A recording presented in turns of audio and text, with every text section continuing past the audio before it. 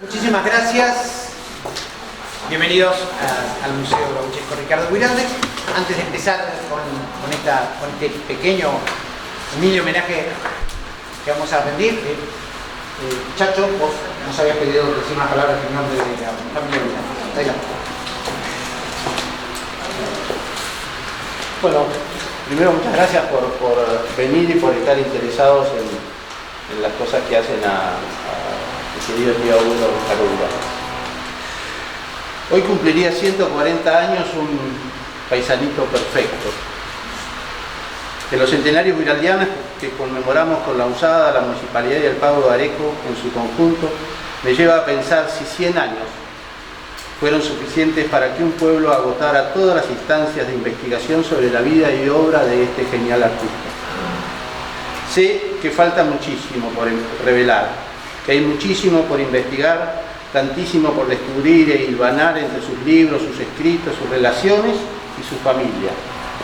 En estos 100 años sería un error creer que Ricardo fue solo don Segundo Sombra o solo un escritor. Tan grande fue que nos dejó secretos expuestos, intimidades exteriorizadas sin reparos, músico, guitarrista y guitarrero, cantor, bailarín, pintor, dibujante y en todo su arte, su tiempo. Vivió solo 41 años y ya casi a 100 años de su muerte tenemos mucho por desmenuzar. Dejó un patrimonio que en 100 años no terminamos de develar. El libro diario es el claro reflejo de lo que nos importa indagar en su personalidad, en descubrir e intentar entender sus pensamientos y ese ser artista que es la mejor descripción de su vida. Parecía curtido por la vida de campo, le daba una impresión de forastero, de confianza en sí mismo y de alegre simpatía. Tenía una linda cabeza de facciones finas y una expresión de inteligencia franca, en conjunto, un paisanito perfecto. Así describe Ricardo en Don Segundo Sombra en boca de Fabio Cáceres a Raucho Galván, que no es otra cosa que una descripción de sí mismo. El mismo Raucho que llega a Fabio a recibir cuando llega Fabio a recibir sus heredades, lo acompaña a dormir sobre su recado en el galpón. 100 años han pasado de la publicación del libro que lo lleva a la fama, que no debería ser otra cosa que llevarnos a estudiarlo como el artista que fue y no como un simple escritor. Tenía la virtud de la pluma, pero también la de captar en sus observaciones lo que amaba, el poder más allá de un escritor, el transmitirnos altivamente un tiempo, una época y a un hombre, aquel que describe como hombre verdadero, hombre valeroso guerrero, gaucho, por decir mejor. En el diario de cuadernos de disciplinas espirituales podemos ver y entender muchas cosas, principalmente dónde quería estar, dónde siempre quería estar, dónde la pasaba mejor, dónde mejor se sentía. Veamos en lo que miramos al leerlo, que no pudo describir con tanta claridad una doma, un arreo, una juntada de hacienda alzada sin haberla vivido. Porque aquel que no conoce las cosas camperas no podrá describir en sus escritos el íntimo entendimiento de nuestro ser. Por lo tanto, debemos ser nosotros desde aquí quienes resaltemos esa virtud con la que transmitió al mundo nuestra intimidad. Hablo a mi pueblo porque hablo por mi pueblo. Él es quien guía mi corazón por la mano mientras digo estas cosas. Mi palabra no es personal ni aspira a expresar sentimientos personales. Entre extraños aprendí a ver lo que hay en mí de nacional, lo que hay en mí, no de individual, sino de colectivo y común a todo mi pueblo. Los contrastes evidenciaron lo propio de lo extraño. La comprensión obró como piedra e hizo nacer el reflejo que me apareció como luz, como mi luz, como nuestra luz. Del libro Bravo de Ricardo. Tenemos una deuda con Ricardo Guillermo Guiraldes Goñi, de modo tal que en estos centenarios guiraldianos Pensemos que tenemos la oportunidad y el privilegio de estudiar a quien Yvon Bordelois denominó como genio y figura. Muchas gracias.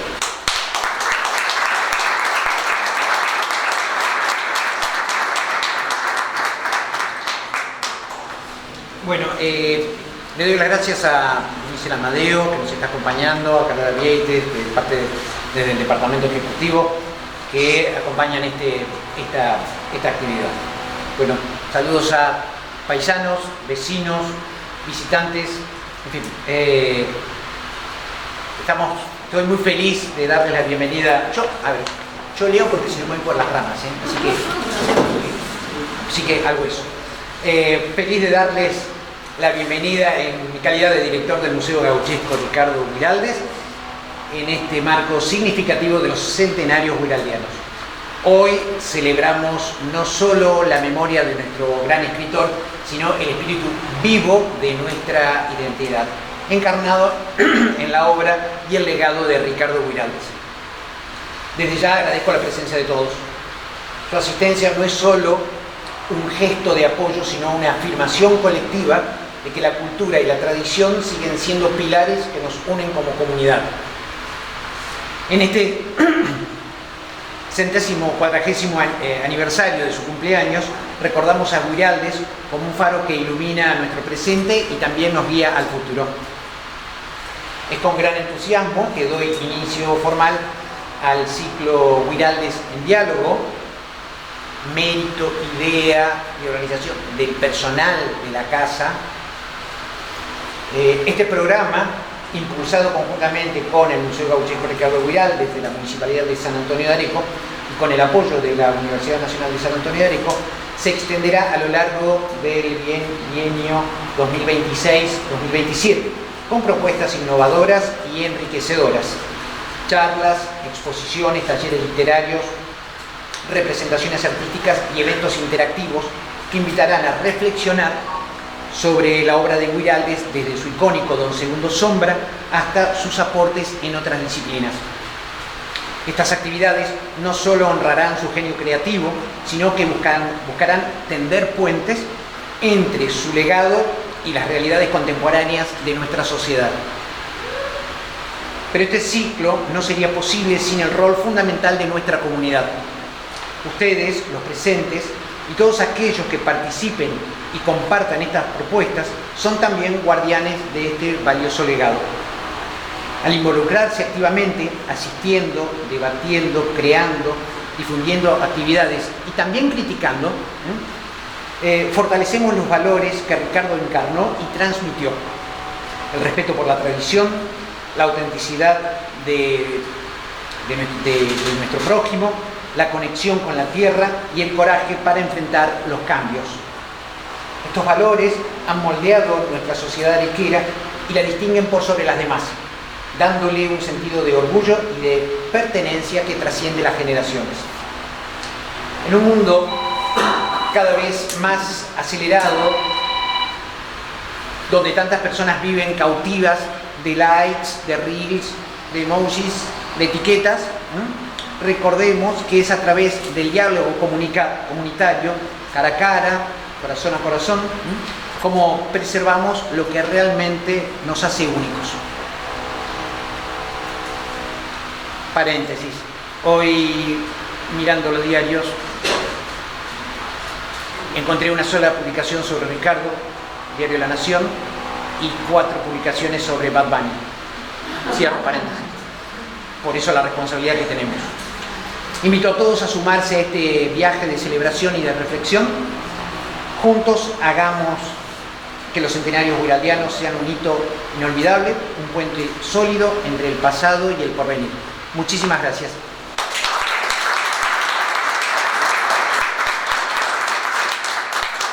Gratitud adicional también a la Asociación de Amigos del Parque Criollo, que siempre están presentes, acompañando y ayudando a que el museo siga creciendo, siga mejorando.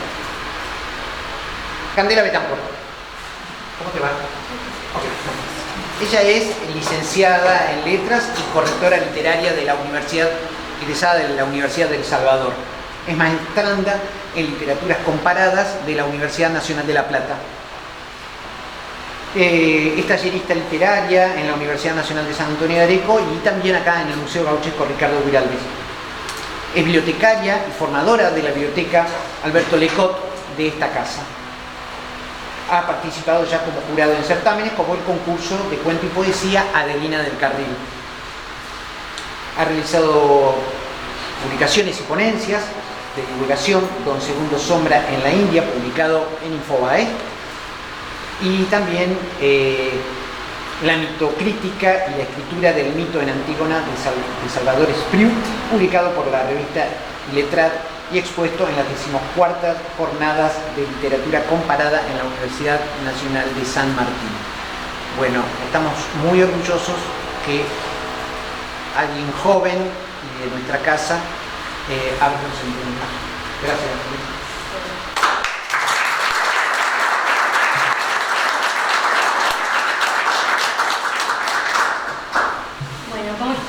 Muchas gracias a todos por haber venido, muchas gracias a Patricio también por la presentación. No sé si me escuchan todos bien o hablo más fuerte. Bueno, vamos a hablar hoy entonces un poco sobre la gestación del Don Segundo Sombra. Vamos a ir recorriendo algunas cuestiones que hacen a la novela, que hicieron a la escritura de la novela. Para eso vamos a ir hablando un poco en principio sobre los orígenes de la literatura argentina, porque dentro de la literatura argentina no queda nada al azar. Siempre todas las obras están interconectadas desde la primera hasta la última. Las fotos que van a ver en el video son meramente ilustrativas, algunas en calidad de mostrar un poco imágenes que se recrean en el Don Segundo Sombra, para que tengan una idea general también sobre la familia Guiraldes. Así que bueno, acompaña la charla, pero nada de lo que diga va a estar puntualizado en el video. Así que bueno, en literatura argentina empezamos más o menos en la época colonial, con la Fundación de Buenos Aires en 1536, pero previamente en 1527 ya vamos a tener las primeras crónicas de viajero, como Viaje al Río de la Plata, de Ulrico Schmidl, que cuenta la toma del fuerte Santi Spíritu sobre el río Carcarañá en Santa Fe, y muestra uno de los episodios que después van a ser fundacionales para la literatura argentina, que es que bueno, al estar cercado el fuerte, los españoles no tenían posibilidad de salir a conseguir alimento, ni tampoco tenían posibilidad de que les ingresaran alimento. Con lo cual, cada vez que alguno fallecía, se lo comían, y esta idea de hermanos que se comen entre ellos se retoma después en Misterioso Buenos Aires, de Mujica Lainez, y es una imagen fundacional para la literatura argentina, porque es una idea que va a estar presente no solamente en nuestra literatura, sino en nuestra idiosincrasia, primero en Civilización y Barbarie, peronistas radicales, unitarios federales. Siempre estos binomios que se van a ir generando van a estar un poco gestados en esta idea. Y a partir de acá también considerar que la literatura argentina es muy violenta. Siempre vamos a tener episodios de gran violencia, episodios de los cuales en algunos casos no escapa Don Segundo Sombra tampoco. Después vamos a ir viéndolos más puntualmente, pero por acá en principio tenemos esto. Después, en el periodo virreinal, que va a ir desde 1776, nos independizamos del Virreinato del Alto Perú y vamos a tener la primera publicación en 1777 de lo que es considerado literatura gauchesca, que es Canta un guaso al excelentísimo señor Ceballos. Es una oda al virrey Ceballos por su éxito frente a los portugueses, que lo escribe Baltasar Maciel. Baltasar Maciel entonces va a ser el primero en generar esta situación de tomar la voz de un gaucho para hablar dentro de la literatura. Y también está bueno pensarlo desde este momento como desde 1777 hasta 1926, que Don Segundo Sombra cierra todo este ciclo de la gauchesca, cómo en tantos años la gauchesca pudo ir mutando y reformulándose dependiendo de los periodos en los cuales nos encontremos. Después vamos a tener el periodo revolucionario entre 1810 hasta 1816, el periodo de la independencia entre 1816 y 1824. Acá vamos a tener más que nada el surgimiento de algunas revistas como la Liga Argentina. Va a continuar un poco el tema de la gauchesca con los cielitos de Bartolomé Hidalgo, por ejemplo. Y después vamos a ingresar ya a un periodo que es mucho más significativo para la literatura gauchesca, que es el periodo del romanticismo. En nuestra literatura el romanticismo se abre en 1832 con la publicación de Elvira o La novia del Plata, que la publica Esteban Echeverría. Esteban Echeverría había vuelto de Francia después de un viaje, estaba en contacto con el romanticismo en Europa, y entonces al regresar hace la publicación de este poema que abre el periodo romántico. Y es en el periodo romántico que la literatura gauchesca va a encontrar su mayor asidero, porque las características del romanticismo son las que responden a las características del gaucho, no pensando en el romanticismo como el amor desmedido o la exaltación de las pasiones, sino pensarlo como, por ejemplo, el apego a las tradiciones, la nostalgia, la soledad del hombre, el apego a la naturaleza, la unión del hombre con la naturaleza, la transposición de los personajes con la naturaleza, o sea, la naturaleza en representación de los personajes. Vamos a ver, por ejemplo, para hablar también un poco ya de Don Segundo Sombra, que en uno de los capítulos finales, antes de que Fabio se entere de que él es hijo de Fabio Cáceres, pasa por una tormenta. Hay un momento de tormenta en ese momento en el cual él está ya intuyendo algo sobre su vida, intuyendo algo sobre su identidad, quizás como pensando o repensando quién es él. Está haciendo ese tipo de reflexiones y previo a enterarse de su identidad, bueno, hay una escena que es una gran tormenta, se moja, etc. Y bueno, esta idea, ¿no? Como que dentro de Fabio se están agitando esas pasiones que se traspolan a la naturaleza.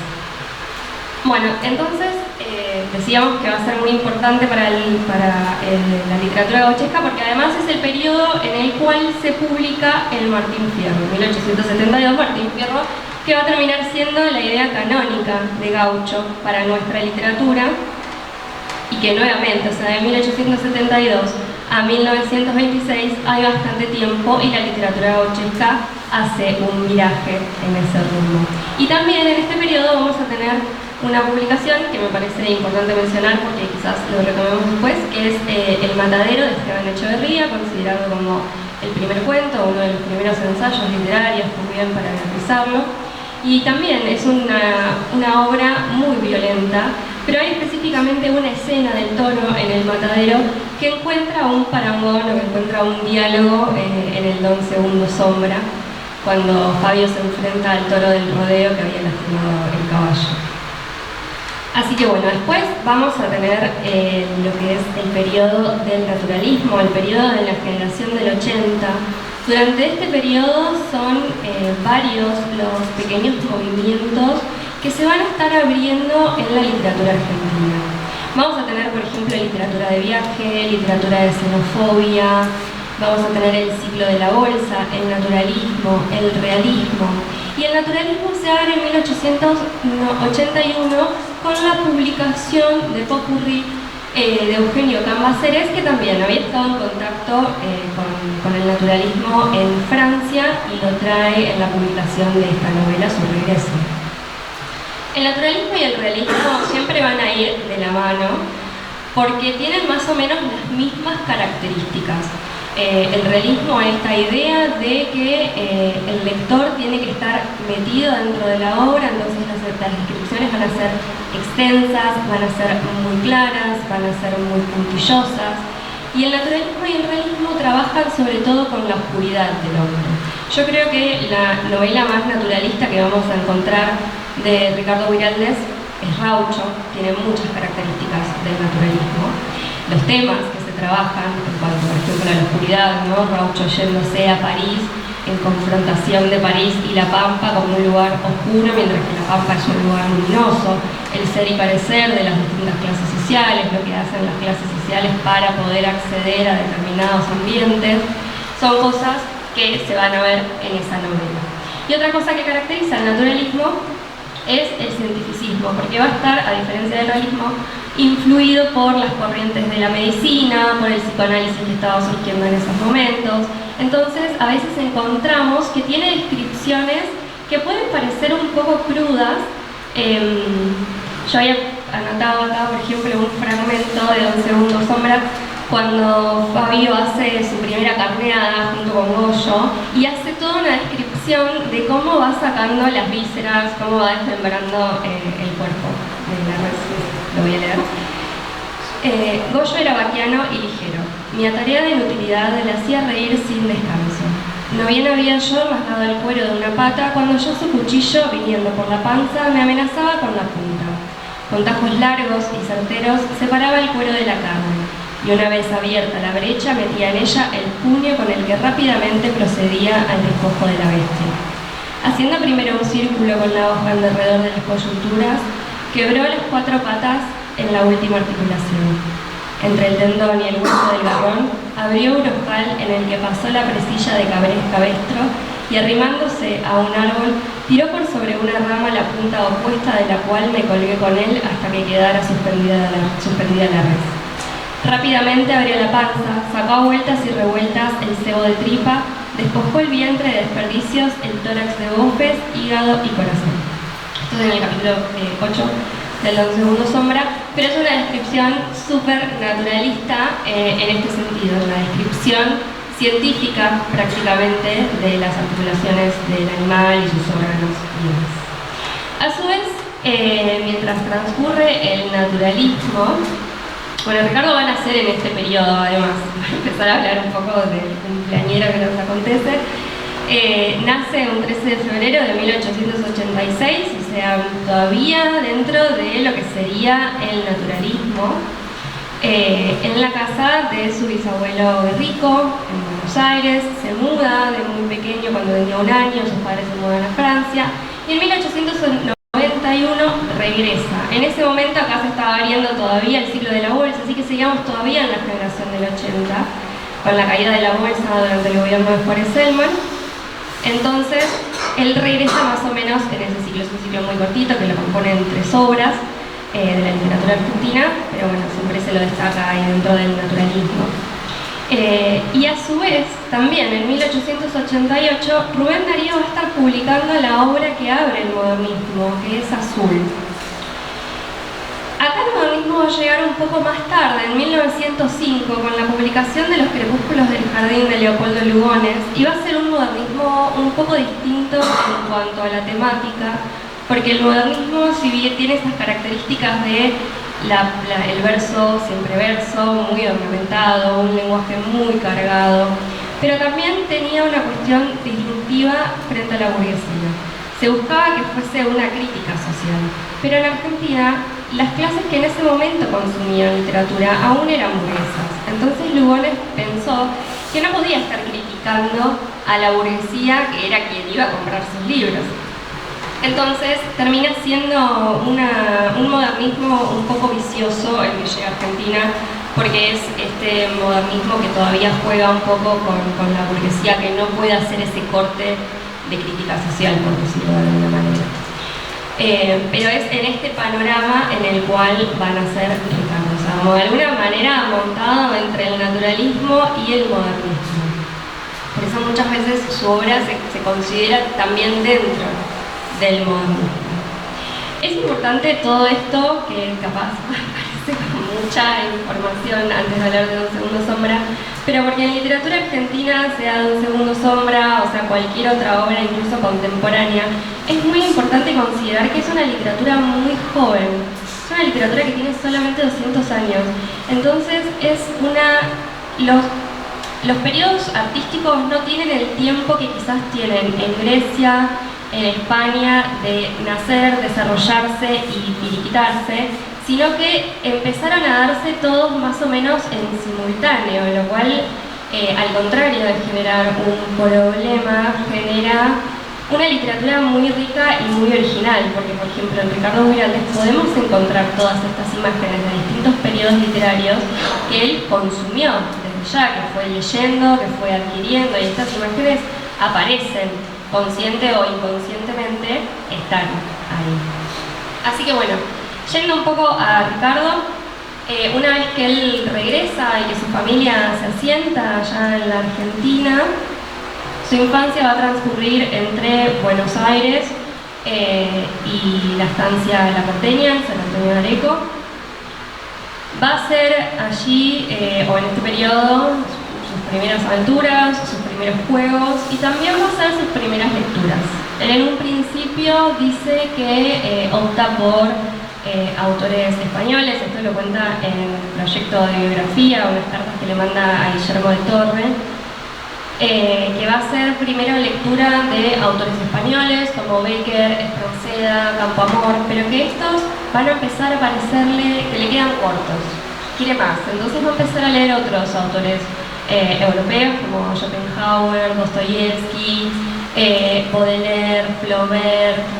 De Flaubert, por ejemplo, va a decir que prefiere, que abandona la lectura de Madame Bovary por parecerle esta demasiado realista, y que prefiere obras más estéticas de Flaubert. Entonces ya desde las primeras lecturas vamos a tener un Ricardo que tiende más hacia lo estético que hacia lo realista.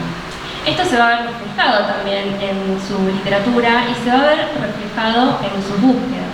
Hacia 1910 él estaba trabajando en un banco, ya había abandonado carreras universitarias, arquitectura y derecho, y su padre, Manuel Guiraldes, que era intendente de la ciudad de Buenos Aires, le propone que lo acompañe durante los festejos del centenario, pero Ricardo en ese momento prefiere hacer un viaje bastante largo que va a durar hasta 1912, va a recorrer distintos países como la India, China, Francia, Italia, España, Rusia, y va a ser en ese viaje donde va a tomar contacto con las vanguardias, con otras corrientes también, por ejemplo con los ballets rusos que después inspiran Caporá. Va a tomar contacto con todo ese nuevo mundo que va a volcar a su literatura una vez que regresan. Regresan en 1812, después en 1913, se casa con Adelina de Carril, que va a ser su esposa, su compañera, su cómplice. La va a ayudar a lo largo de su obra y va a ser una figura bastante importante durante la escritura del Don Segundo Sombra, porque es ella quien lo incentive en el trabajo del texto. Bueno, cuando regresa, compila todos los poemas que había escrito antes de este viaje, durante este viaje y algunos que había escrito después, y arma un primer poemario que es El Cencerro de Cristal. Este poemario se publica en conjunto con Cuentos de Muerte y de Sangre. No quiero detenerme mucho en el contenido de cada obra, sino por ahí comentar qué cosas son las que después vamos a poder ver reflejadas en el Don Segundo Sombra, porque desde ya todas las obras de Ricardo son un camino hacia Don Segundo Sombra. En todas sus novelas vamos a poder ver algo, ese germen que después termina de explotar en esta novela final. En cuanto al cencerro, no tuvo éxito, primero porque estábamos todavía en un modernismo bastante reciente. Acá en la Argentina había mucho que iniciaba en 1905, así que en 1915 todavía estábamos en un periodo que se podría considerar modernista. Ricardo había venido con todo un planteo muy vanguardista dentro del Cencerro de Cristal, la forma en la que están planteados los poemas, mezclando la prosa con el verso.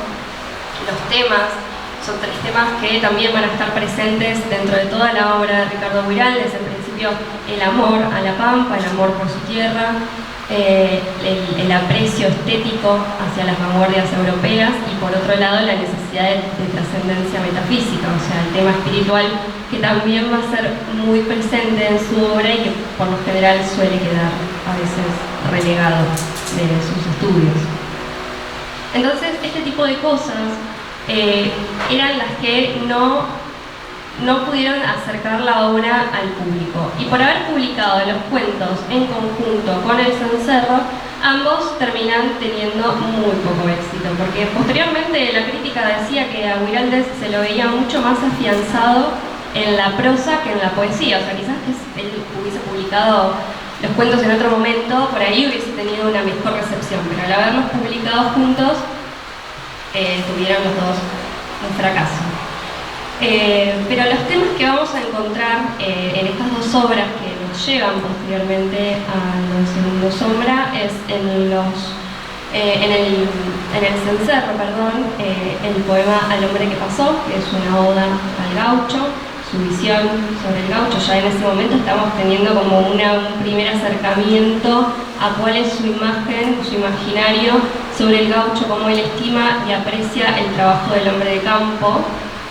Y en los cuentos de Muerte y de Sangre vamos a tener el cuento Al rescoldo, donde aparece por primera vez Don Segundo Sombra como un personaje. Un personaje que es parte de un relato enmarcado, es decir, Don Segundo Sombra contando una historia, un sistema de cajas chinas, una historia que cuenta otra historia, como Las Mil y Una Noches, por ejemplo, pero bueno, acá en un solo cuento.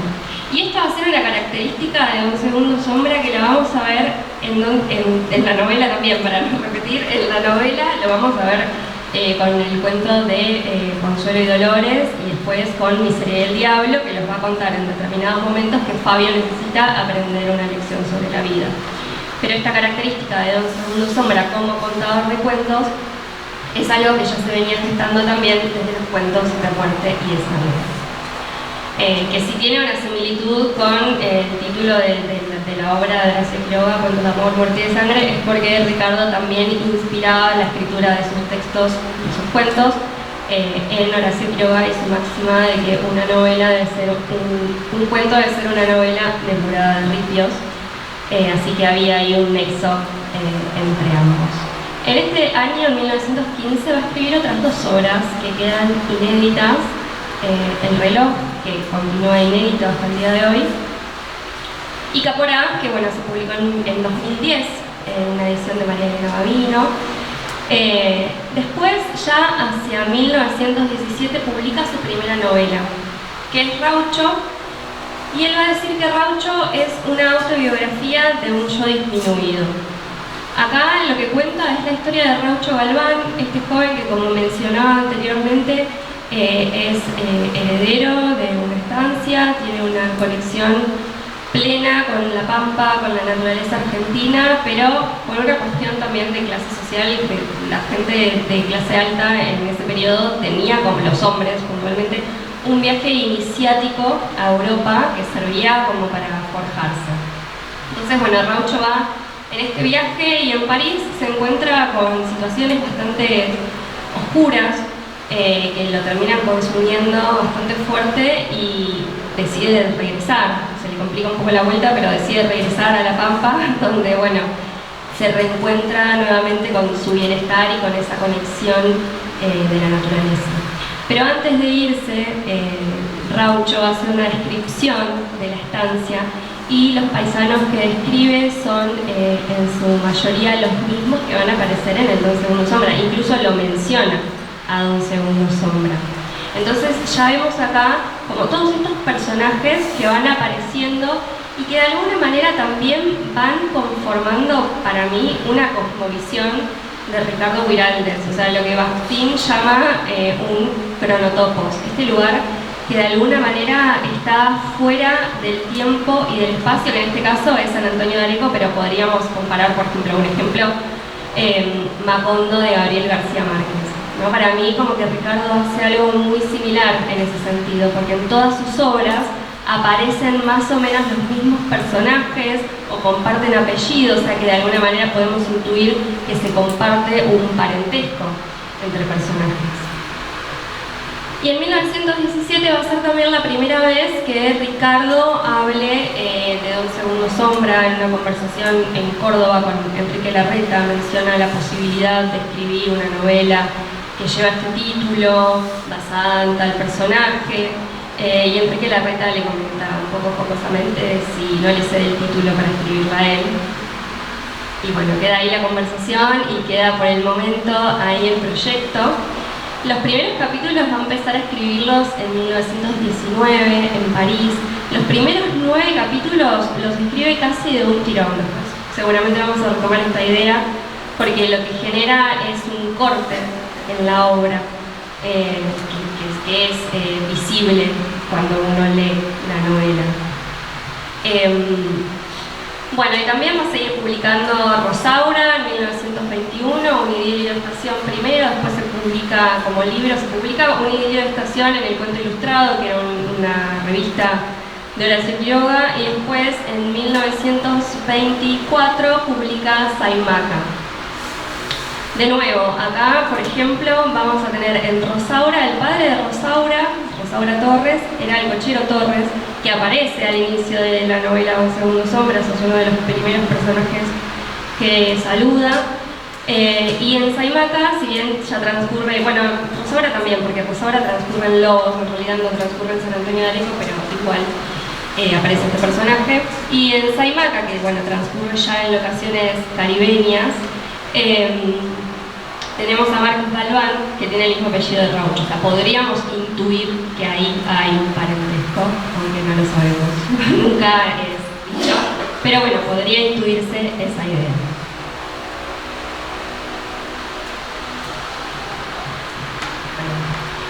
Bueno, para este periodo entonces dijimos, él ya va a estar bastante compenetrado con la escritura de Don Segundo Sombra. Había empezado a escribirla en 1919. Sabemos también que para este momento tenía varios proyectos.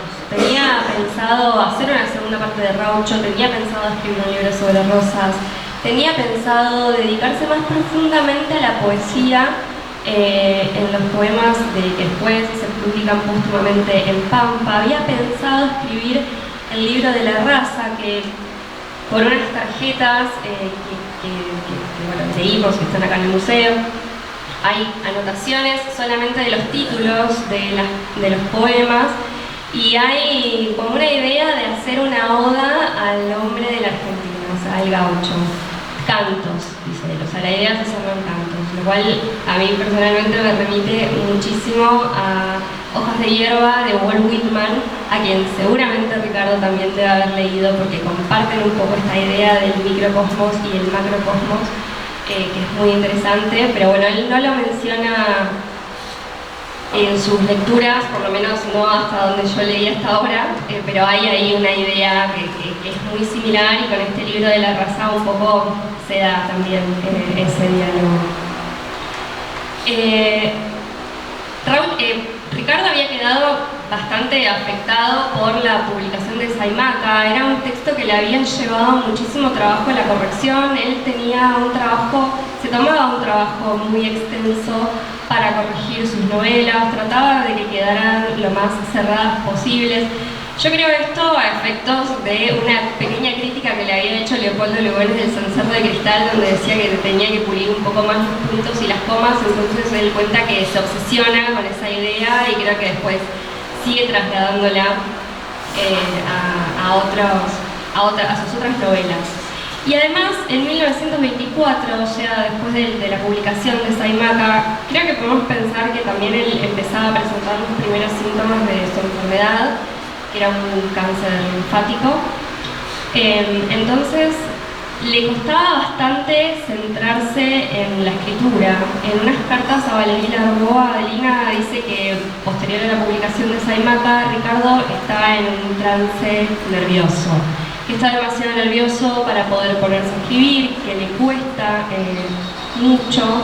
Y después en otras cartas también habla un poco de la dispersión de Ricardo. O sea, Ricardo como un hombre disperso, que como era un artista completo, se emocionaba con todas las actividades creativas y le costaba mucho por ahí centrarse en una sola, ¿no? Como que quería probar un poco de la música, un poco del baile, un poco del boxeo, un poco de la pintura y un poco de la escritura. Y entonces Adelina del Carril trataba de encarrilarlo hacia el trabajo y la escritura de Don Segundo Sombra. Y es así entonces como esta novela se va armando muy de a poco.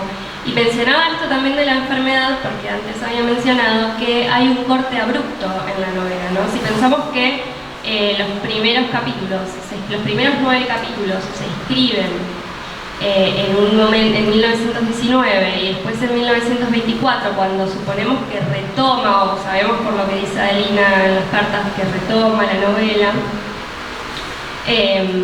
ya tenemos un Ricardo como un poco más consciente quizás de la muerte, como también sabiendo cuál es su destino.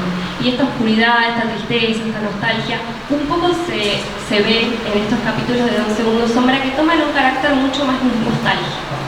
Fabio va a empezar a reflexionar mucho más sobre todas estas cuestiones, más que nada sobre su identidad, que es algo que lo preocupa. Los primeros capítulos son más de divertimento, este chico vivaracho, que es un poco irrespetuoso de los adultos, que se maneja muy libremente en un mundo de adultos y que desde el principio él sabe que hay algo, que hay un secreto. Esto es una idea también, por ejemplo, de Ricardo Piglia al momento de escribir una buena novela, un buen cuento o una buena novela. Siempre hay que saber mantener el secreto. Y nosotros ya desde el primer capítulo sabemos que hay un secreto. Y Fabio también lo sabe, ¿no? Cuando el cartero le grita guacho, como que él ahí dice, yo me quedé, como que se queda pensando por qué le dijo eso. O sea, como que él sabía algo que Fabio no sabía. Y eso se mantiene hasta el final de la novela.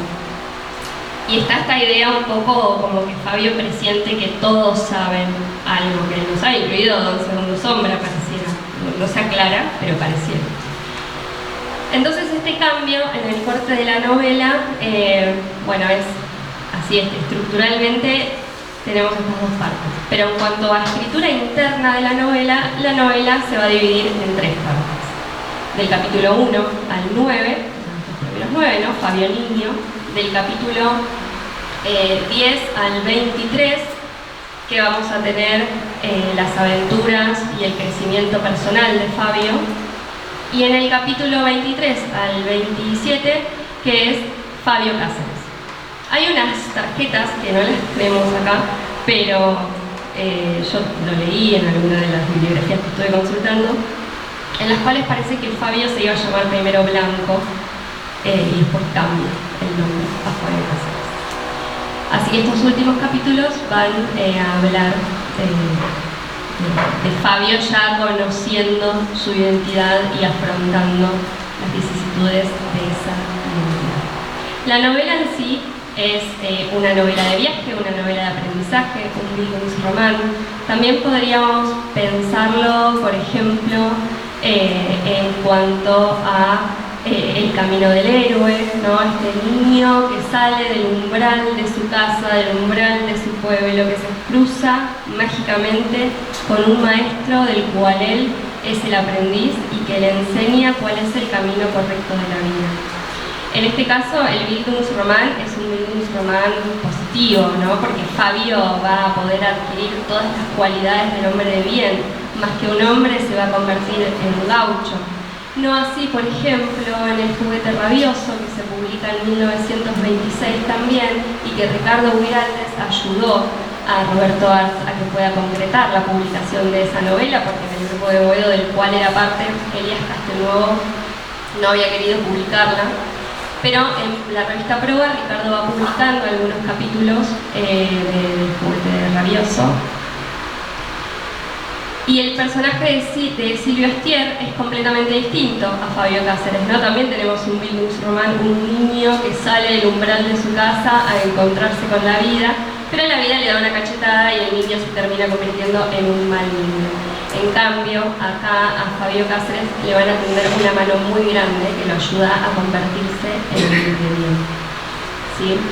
Así que estas son más o menos algunas cuestiones que se van viendo dentro de la novela y que van conformando un poco a los personajes. Durante este periodo, entre 1919 y 1926, Ricardo también hace varios viajes, suspende algunos viajes a Europa por centrarse más en viajes dentro de la Argentina, para recopilar material, para recopilar locaciones para la novela.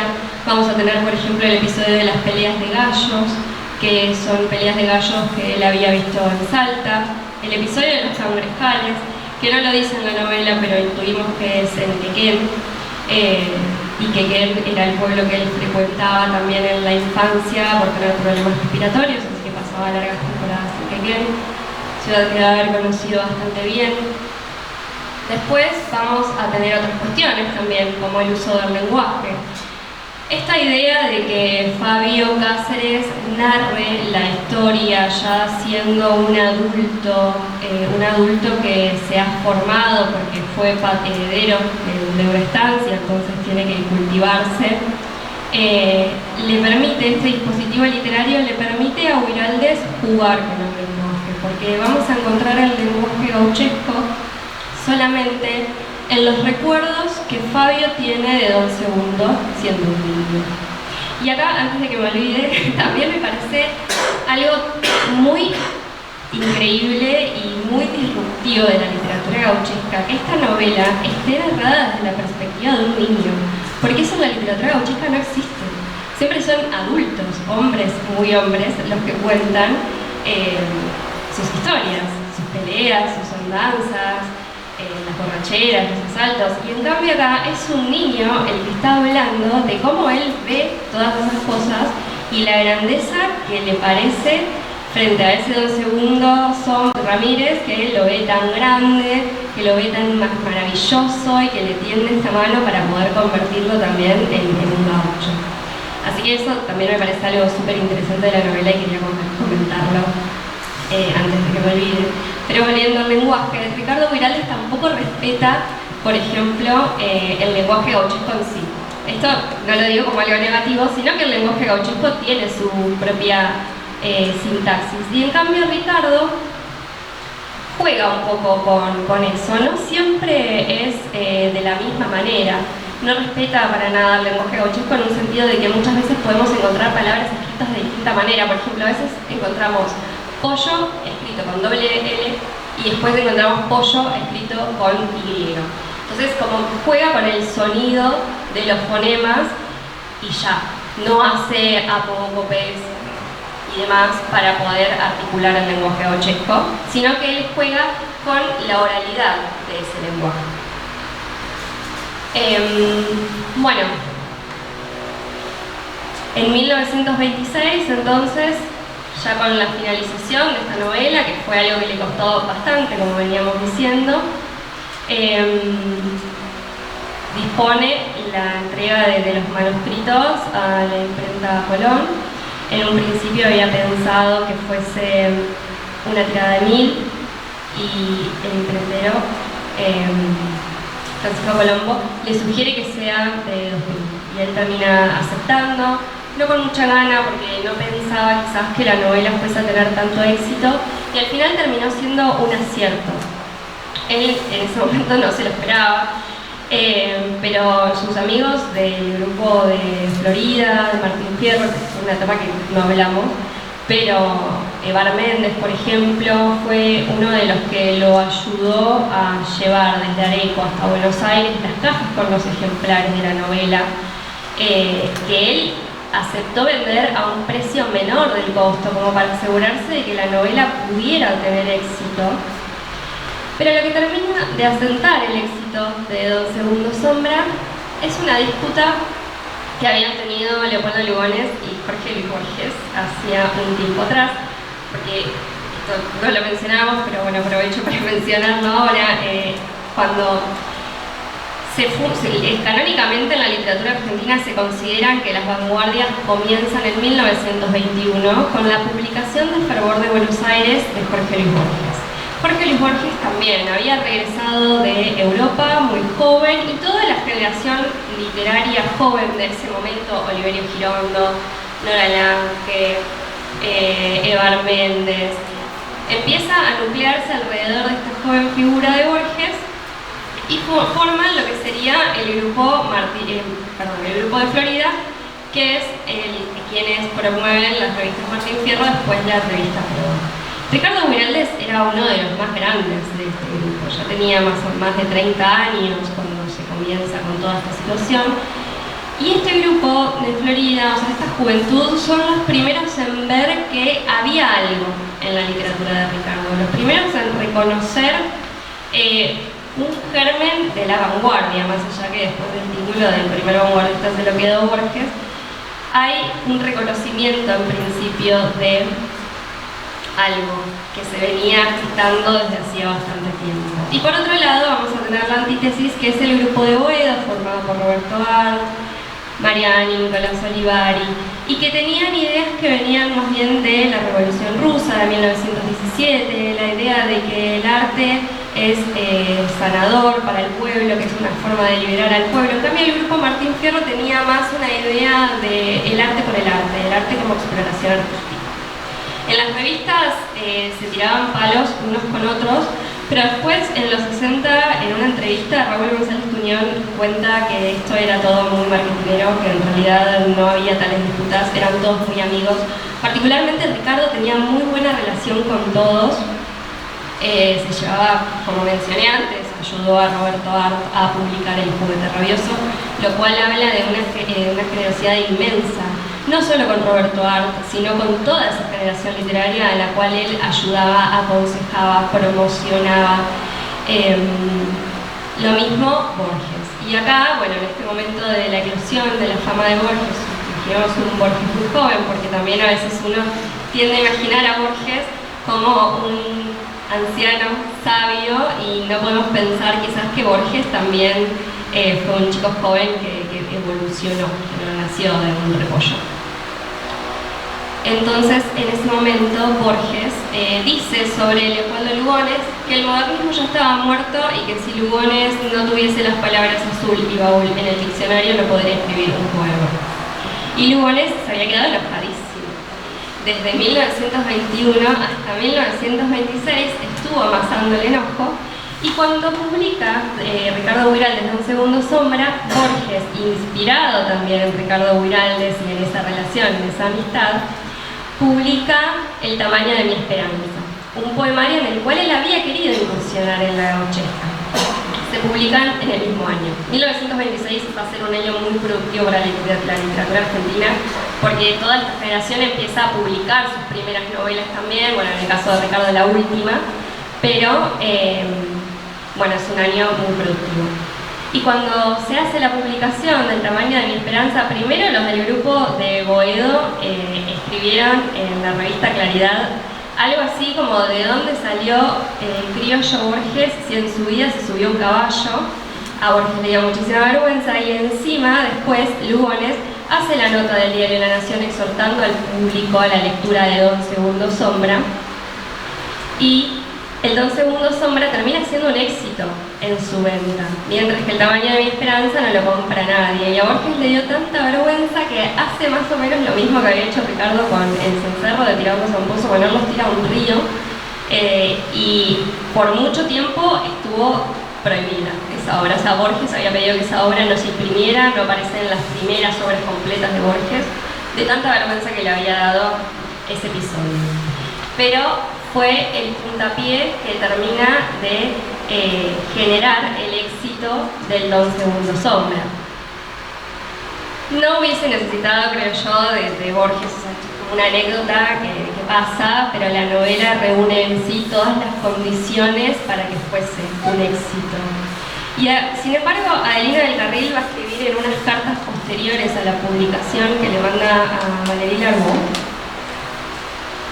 algo así como que Ricardo no estaba del todo satisfecho con el Don Segundo Sombra. Primero, que le hubiese gustado corregirlo más. Y segundo, que el galardón que le generaba a la gente frente a este éxito ya le era indiferente. Como que era algo que había deseado tanto a lo largo de su vida que al obtenerlo le generaba indiferencia. Y eso era algo que le pasaba recurrentemente con otras cosas en su vida. Así que bueno, yo creo que es algo genial que él en su corta vida haya podido ver el éxito de su obra, pero quizás él hubiese, o sea, quizás no se lo tomó tan de esa manera. Y bueno, Posteriormente, un año después, recibe el Premio Nacional de Literatura y a los 3 días fallece en París. Había emprendido un viaje hacia la India con Adelina del Carril, ya con una enfermedad muy avanzada, y no pueden llegar a destino, sino que quedan varados en París, donde él finalmente fallece.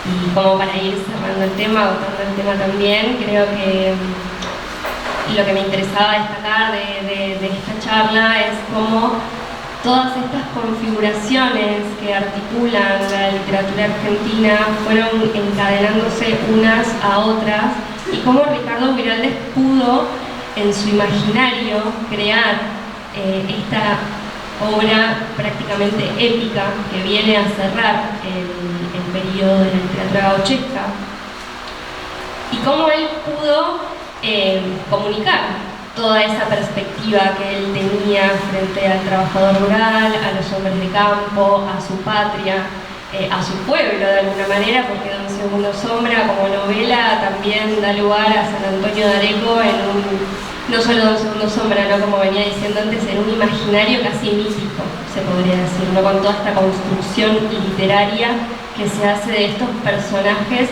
que deambulan por acá, por nuestras calles, por nuestro pueblo, y cómo todo eso quedó asentado, más allá del hecho de que Ricardo Guiraldes haya sido un poco corrido de la literatura argentina. Yo, en lo personal, considero que la literatura argentina no sería lo mismo si Ricardo Guiraldes no hubiese existido, porque en principio es el fundador de las vanguardias, con la publicación del Cencerro de Cristal en 1915, o sea, mucho antes que Borges, que lo publicó en 1921, por de Buenos Aires. Y por otro lado, porque su generosidad inmensa ayudó a muchos autores jóvenes a florecer, y todos esos autores jóvenes son los autores más canónicos de la literatura argentina, o sea, Roberto Arlt, Jorge Luis Borges, Oliverio Girondo, Nora Lange, y quizás ellos no hubiesen sido tan productivos si no hubiesen tenido un Ricardo Guiraldes que los alentara a publicar, a producir, a crear. Así que bueno, si alguien quiere hacer alguna pregunta de algo que haya dicho y no quedó claro, pueden preguntar.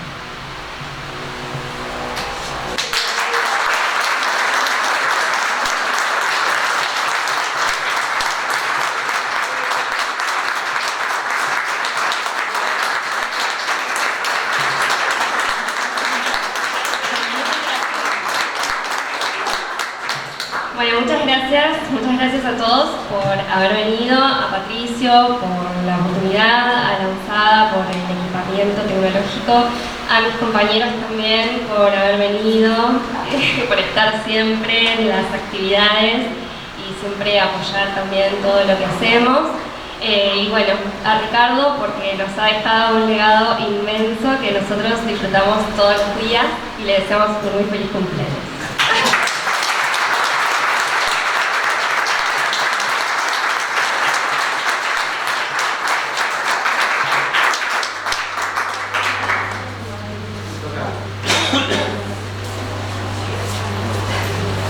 Bueno, ya la conocen, es Candela Betancourt, integrante del staff del Museo Gauchesco Ricardo Guiraldes, y bueno, creo que vamos a tener muchos años de más investigaciones y más conocimiento deambulando por los archivos de Ricardo Guiraldes.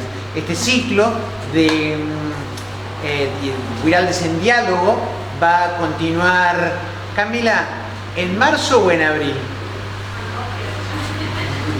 Nadie se achica acá, ojo.